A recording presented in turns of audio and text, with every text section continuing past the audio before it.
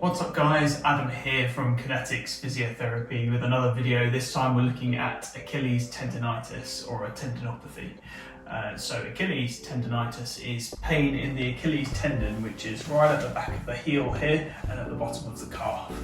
Achilles tendinitis tends to come on similar to a lot of tendon related issues because of the fact that the tendon isn't able to cope with the demands you're putting it under on a regular basis. Achilles tendinitis is most common in runners, particularly runners who have just started or have just had a sudden increase in their training, because it's a sudden change in the amount of load that's needed by the tendons, the Achilles tendon, so it's just not got the capacity to keep up with those demands. And if you keep going through that process and keep asking a lot of it over and over and over again, then you tend to get this inflammation that starts to develop in the Achilles tendon, which you can get a bit of swelling and pain as well with that. You tend to get sometimes a little bit of a lump towards the Achilles. It tends to get quite stiff in the mornings or when you sit for a long period of time, but it can be really painful and stop you from running in particular.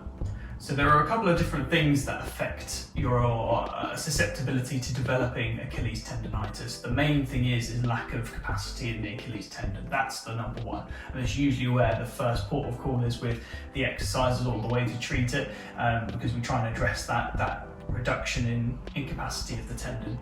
But sometimes if that doesn't quite work, you can look elsewhere. Sometimes you can find that people tend to roll in on the ankle. Sometimes that can stress the Achilles a little bit more. So you can look at insoles as well. I'll leave a link in the description to some insoles that I'd recommend. And you can also look at strengthening around the hips. If the hips aren't strong enough, it can cause a bit of stability issues around the knee, which again can have a knock-on effect to the Achilles and a bit of extra pressure going through it. Not always a problem, but if you get developing Achilles tendinitis and actually it's a case that the hips are really weak, then it's just another way of looking at it. But in this video today, we'll look at exercises to address the number one priority, which is the Achilles load capacity, and increasing the strength in the calf muscles here, but also the sort of capability of the Achilles tendon itself. So with Achilles-based exercises, there doesn't tend to be a large variation in loading the Achilles tendon, because what it mainly does is it moves the ankles down towards the floor. It allows you to come up onto your tiptoes, and that's why it's quite difficult to run. And running can be quite aggravating for it, because you're pushing up onto the toes every time you take a step. But when we're looking at working the Achilles tendon, we generally look at maybe one exercise and then just look to progress it through stages, and each one loads the Achilles a little bit more. So usually what you find as a starting point, you'll be on flat ground, have something to support you. If I turn around and use the wall for a bit of support, and then what you want to do is just come up onto your toes and then back down again. Just nice and controlled, nice and slowly, up and down onto your toes. That's usually the most basic exercise to start with. And most people are quite comfortable with that. If they do it nice and controlled, it doesn't really develop too much of a problem. And when it comes to looking at Achilles-based exercises, we're looking to try and build up the number of repetitions, that volume of repetitions. There's not really a set number that you should aim for, because it's all individual based on what you want to achieve. If you're a runner, say for example you're a sprinter, you're going to looking at higher demand but less repetitions, and if you do long distance running, we're going to stick to the lower level exercises but do more and more repetitions. Or even if you just enjoy walking as well, again that's a low load exercise, but we want to do lots of them. But that's generally the starting point. 2 feet, you can hold onto the back of a chair, you can lean on the wall like I did, just going up onto the toes and slowly back down again. Okay, just nice and in control. Then to build on that, the next step after that would be, once you can do, usually I aim for about 15 repetitions, but again it depends on what you want to do. Once you feel quite comfortable, then what we want to do is move on to going up to 2 legs and then holding and then trying to count to 3 on the way down. So just making that way down a lot slower. So use support if you need to, if I use the wall again. So coming up onto the 2 tiptoes there, even if it's just one side that's affected, pause and then count to 3 on the way down.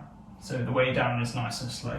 Come up at your own pace, pause, and then really slow descent coming back down there. So up, really slow descent on the way back down. Again, for most people that'll be relatively straightforward. And then what we do is then, once you're comfortable doing again sort of 15 repetitions of those, we look to build on that. So probably at that stage, what I would like to look at is more of a test rather than anything, and it's quite useful to do at home, is you would do a comparison of one side to the other. Unfortunately, you're very lucky if you have Achilles tendinitis both sides. Usually it's one side or the other. So if say, for example, my right leg was my good leg and the left leg was the one that was painful and giving me trouble, I would get the person in and get them to do either holding onto the back of a chair or holding onto the wall. Just go on to single leg heel raises. So lifting one leg up, going up, just nice and controlled, up and down onto your toes, one side, until you either start to experience a bit of pain, or if the technique goes way out the window, or if you start to fatigue as well and you can't get up as high. And then see how many you can do on the good leg, and see how many you can do on the bad leg, and you'll often see that the good leg can do significantly more than the other. And that's going to be more of a measure rather than anything else.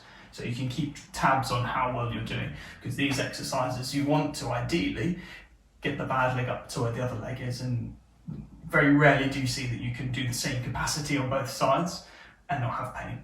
And have pain along with that. So once we've done the sort of going up onto two legs, pausing and then slowly back down again, the next step would be building up to that single leg heel raise. So the next step would be, if I turn around again, hands on the wall, use that support, come up onto the two legs, and then what I would do, say I was working my left side because that was my painful side, I'd transition over to the left and then lower myself down on the left. So you would come up together, transition, and then lower yourself down. Try and make that as controlled as possible on the way down. So up, across, and down like so. So you're loading up the tendon like that. Okay? And then, again, similar to before, once you can do 15 repetitions quite comfortably, and that's quite straightforward, then you'd move on to the next step, which would be single leg heel raises. So then, again, if I was using my left leg, hands on the wall for a bit of support, I would either tuck that leg behind or just lift it up so it's out the way, and you would just come up nice and slowly and back down. Nice and controlled on the way up and the way down. Okay? And once that starts to get easier, you'll go back to similar with the two legs. Once you can do the two legs comfortably, we did that hold and then slowly on the way down. So we'd go up, pause, and then slow descent down. So up, pause, and slow descent down. And those sort of 4 variations, a lot of the time will see you through most of the recovery phase. What I'd look to then do afterwards, unfortunately I don't have any stairs, I live in a flat, but if we had stairs, what I would then get the person to do is holding onto the railing, and then what you would do is drop your heels off the edge of the step as the starting position. So you almost start in this sort of position, and then you would push on the step and come up, and then back down, finishing the heels down. So you're working through a greater range of movement. And then I'll do that, again, go back to the two legs and work through that. Two legs together, two legs with a slow descent, two legs as transition to one leg, and then one leg. So that same sort of process. And once you feel a little more comfortable with it, you can build up that volume and those repetitions.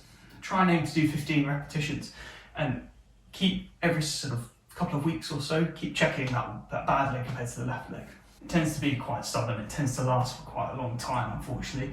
You generally don't see much of a change before about 3 months of rehab. Usually it takes about 6 months to completely resolve, or sometimes even longer, sometimes up to a year. It's really individual in how consistent you are with the exercises. Now, with the consistency comes the caveat that you shouldn't be pushing through any large pain barriers. So, similar to a lot of tendon-related issues, you should exercise the tendon. Definitely rest is not the answer, but at the same time, you shouldn't be pushing through large pain barriers whenever you're doing any exercise. You're just going to cause more stress to that tendon, and you're overloading it again. It's about stimulating a blood flow to settle down the inflammation in the tendon, but then also looking at building up that load capacity of the tendon. But similar to any of my other videos, if you before you start doing any of these exercises, just make sure you go and see somebody, make sure that it is the correct diagnosis. You can come and see me if you want to. I'll leave a link in the description for my website to book an appointment with me if you want me to assess you, but make sure you get checked out by the GP or a physio just to make sure that that's what the problem is, and that's, these exercises are what can help you. It's a bit tricky in the current climate because of COVID and there aren't as many face-to-face appointments available, but say it was a normal of circumstances, you can have things like sports massage, and acupuncture can really help settle down a really painful Achilles tendinitis. They generally look at more into the calf muscle here, particularly there's two muscles that make up the calf. One of them is a bit lower down, which makes up more of the Achilles tendon than the other, and they work into that soleus muscle, which is the bigger of the two.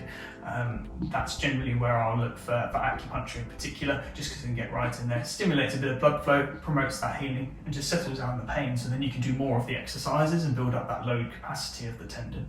So it's not to substitute out of the exercises ultimately all need to be done, it's just to complement it and help with your recovery. So that concludes our video for Achilles tendinitis. If you have any questions, or there's anything that I missed or you wanted me to cover, or if you want me to cover in future videos, please leave it in the comments below. And like always, please like and share with anyone that might find this useful. The more people we can reach, the better. And I will see you in the next video. Thank you very much for watching.